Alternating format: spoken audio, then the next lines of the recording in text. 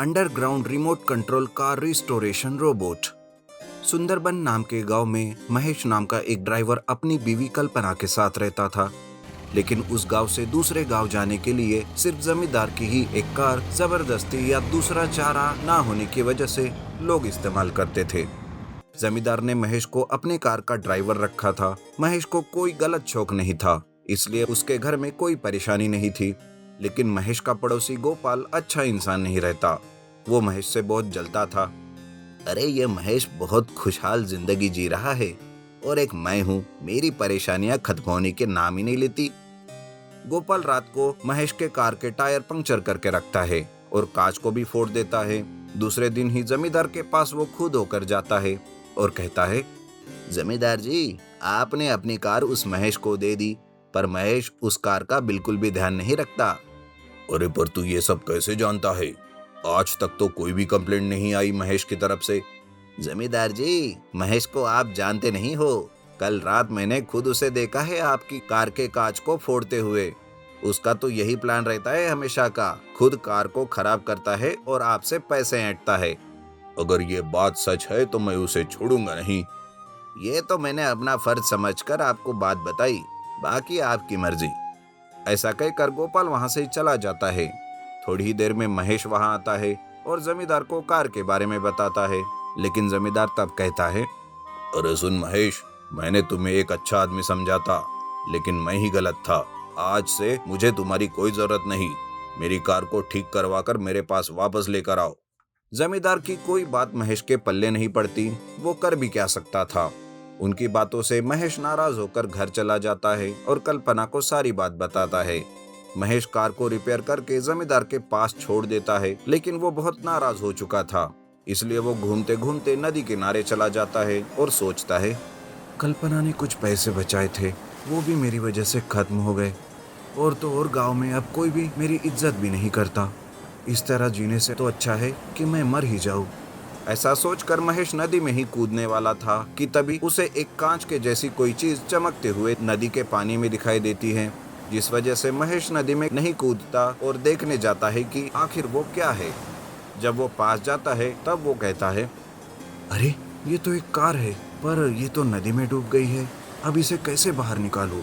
तभी उसे अपने बचपन के दोस्त कृष्णा की याद आती है और वो तुरंत एक जेसीबी लेकर उसे बुलाता है और नदी से उस कार को निकालता है।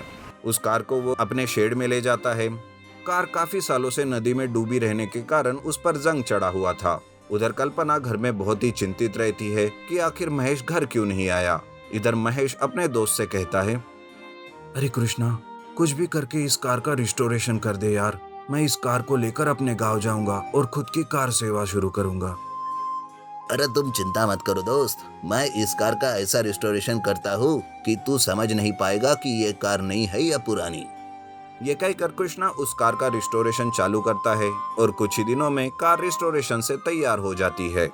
तब कृष्णा महेश के हाथ में एक रिमोट देकर कहता है, ये लो महेश तुम्हारी कार।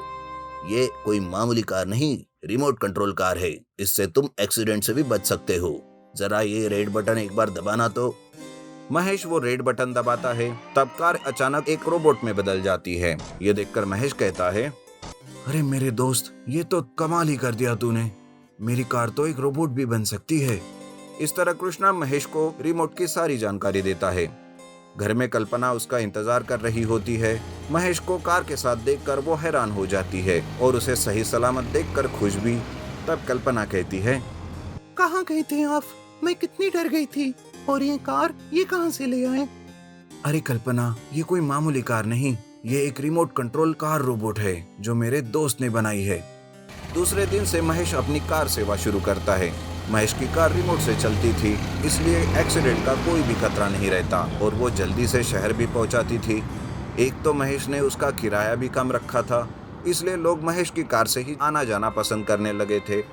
धीरे धीरे उसका धंधा जोरों से चलने लगता है। इधर जमींदार की कार तो मानो जैसे एक जगह पर खड़ी हो चुकी थी, इसलिए जमींदार परेशान था और गोपाल भी जलन के मारे तड़प रहा था। एक दिन दोनों मिलकर बात करते हैं, सुन गोपाल, कल रात तुम महेश की कार को लेकर गांव के चौराहे पर आना। वही उस कार को जलाकर फूंक देंगे। गोपाल ठीक वैसा ही करता है। वो महेश की कार को चुरा कर लाते हैं और गांव के चौराहे पर खड़ी कर देते हैं। लेकिन जैसे ही वो उसे जलाने वाले होते हैं, महेश रिमोट का बटन दबाकर उस कार को रोबोट में बदल देता है। तब तक गांव वाले भी वहां आते हैं। फिर क्या, वो कार रोबोट दोनों को खूब पीटने लगता है और उनके पीछे भागते भागते दोनों को उनके घर पहुंचाने तक मारता ही रहता है।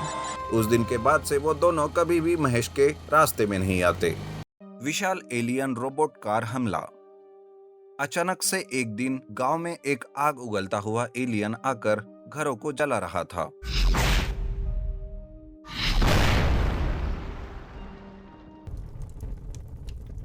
कि तभी एक कार रोबोट उस एलियन पर हमला करके उसका सर ही धड़ से अलग कर देता है, जिससे उसकी आग उगलना ही बंद हो जाता है और वो एलियन वही मारा जाता है। पर आखिर ये एलियन कहां से आया और वो रोबोट किसका था? आइए देखते हैं इस कहानी में। भरतपुर नाम का एक गांव था, जहां पर सरजू नाम का एक गरीब लड़का अपनी माँ बाप के साथ रहता था। सरजू बहुत ही सीधा साधा लड़का था। हर कोई उसका फायदा लेते थे, उसे बेवकूफ बनाकर उससे काम करवाते थे। सरजू गांव में जो कोई काम मिलता वही करता था। बस जैसे तैसे करके ही उसका घर चलता था। एक बार सरजू काम की तलाश कर रहा था कि मंदा नाम की एक औरत उसे कहती है, अरे सरजू, कहाँ जा रहे हो? रुको तो जरा। क्या बात है चाची जी? अरे डब्बा चाचा जी को कंपनी में दे के आओ। आज भूल गए डब्बा ले जाना। पर चाची जी, मैं काम से जा रहा था और कंपनी बहुत दूर है, जंगल से होते हुए जाना पड़ता है।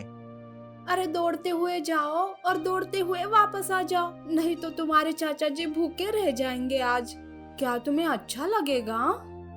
बेचारा सरजू अपना काम छोड़कर चाची जी का डब्बा पहुंचाने जाता है। आते आते दोपहर हो जाती है। बेचारा सरजू थक कर एक जगह पेड़ के नीचे सो जाता है। थोड़ी देर के बाद उसे कुछ आवाजें आने लगती है। सरजू जाग जाता है और आवाज की तरफ बढ़ता है। तब सरजू को एक कार दिखाई देती है। सरजू के सामने देख वो कार एक रोबोट में बदल जाती है और वो रोबोट कहता है, मैं यहाँ तुम्हारी मदद करने आया हूँ। मैं आज से तुम्हारे साथ ही रहूंगा। पर मैं तुम्हारा क्या करूंगा? मुझे तो तुमसे ही डर लग रहा है। कुछ दिनों में गांव में संकट आने वाला है। उस समय तुम ही गांव वालों की रक्षा कर सकते हो और उस दिन के बाद कोई भी तुम्हें बेवकूफ भी नहीं कहेगा। ये कहकर फिर से वो रोबोट कार में बदल जाती है।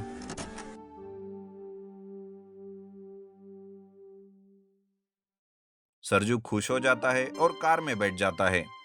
बैठते ही कार अपने आप स्टार्ट हो जाती है। सरजू कार के साथ गांव आ जाता है। कार में सरजू को देखकर सब चौंक जाते हैं। मंदा भी सरजू के तरफ देखती ही रहती है। तभी एक औरत से वो कहती है, अरे इस बेवकूफ सरजू के पास कार कहाँ से आई? ये तो कंपनी गया था डब्बा पहुंचाने। जंगल में क्या इसे कोई खजाना मिला? अब तो ऐसे नमूने को भी मिलने लगे हैं खजाने। क्या बात है? नहीं तो क्या, इसकी क्या औकात कि सरजू कोई कार खरीदे? ऐसे बातें करते हुए सरजू पर वो हंसते हैं। पर सही में सरजू की कार का इस्तेमाल गांव के ही लोग करते थे।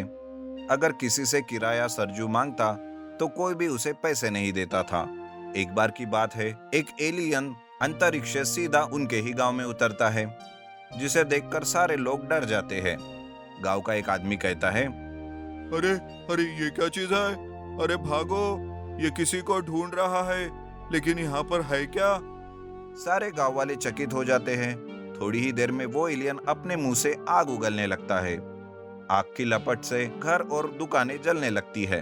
बड़ी जोर जोर से वो आवाज निकालने लगता है।